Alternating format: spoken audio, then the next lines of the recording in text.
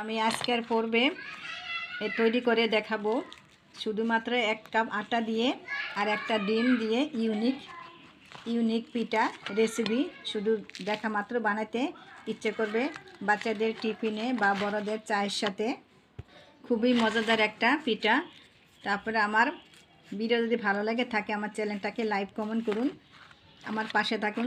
তো চলুন দেখুন যে আমি কিভাবে ইউনিক পিঠাটা বানাবো। বিসমিল্লাহির রহমানির রহিম। সীমাস কিচেনপুর। আমি প্রতিদিন একটা রেসিপি নিয়ে আসছি। আজকে ডিম আর আটা দিয়ে তৈরি করে মজাদার ইউনিক নাস্তা, যা মাস জুড়ে সংরক্ষণ করতে পারবেন। তো চলুন দেখাচ্ছি আমি কিভাবে ডিম দিয়ে বানানো হয়। তো এখানে আমি 1 বাটি পরিমাণ আটা দিয়ে দিব আমি স্বাদ মতন লবণ। তো দিব আমি পরিমাণ মতন একটু সয়াবিন তেল দিয়ে দিব 2 চামচের মতো। তো আমি আগের থেকে রেডি করে এখানে আমি বেকিং সোডা দিয়ে দিব। তো আমি একটা ডিম আগের থেকে ফ্রিজ থেকে বের করে আধা ঘন্টা যাবত আমি রেখে দিয়েছি। সবগুলো ব্যাটার একসঙ্গে আমি মেখে একটু ময়ান করে নিব। তো আমার সবগুলো ময়ান করা হয়ে গেছে। এখন আমি আস্তে আস্তে একটু করে পানি দিয়ে দিব। পানিটা আমি বেশি দিব না, পরিমাণ মতন দিতে হবে, তা না হলে নরম হয়ে যাবে। এই ব্যাটারটা কিন্তু বেশি নরম হবে না, বেশি শক্ত হবে না, এটা একটু সফট রাখতে হবে। তো আমার সম্পূর্ণ ব্যাটারটা এই যে আমি রেডি করে নিয়েছি। তো আমি আধা ঘন্টা যাবত এটা রেস্টে রেখে দিব। তো আধা ঘন্টা পরে আমি ফিরে আসলাম। এখন দেখুন এই যে আমার আটাটা ফুলে একদম টইটুম্ব হয়েছে।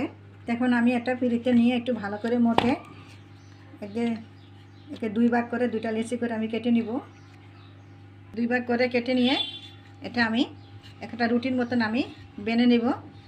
রুটিটা বেশি ভারী হবে না, পাতলা হবে না।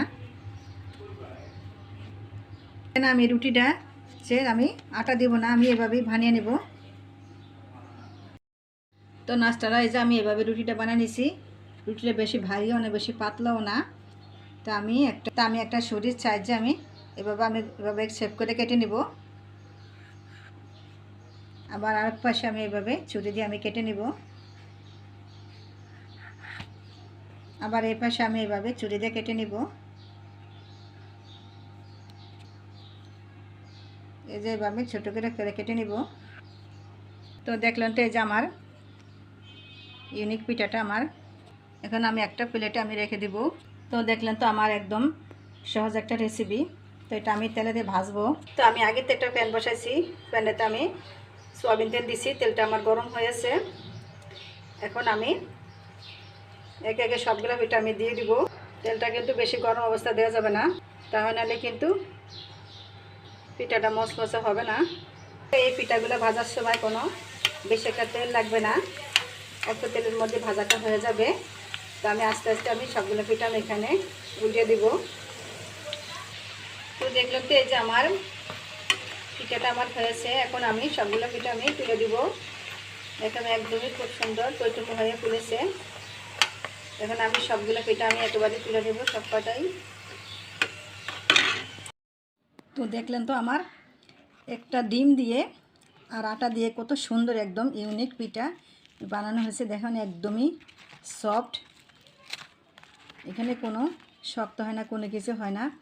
তারপরে আমার মতন এইভাবে বানিয়ে খেয়ে আমাকে কমেন্ট করুন প্লিজ। আমার এই ইউনিক পিঠাটা যদি ভালো লেগে থাকে আমার চ্যানেলটাকে লাইক কমেন্ট করুন এবং সাবস্ক্রাইব করুন। আল্লাহ হাফেজ।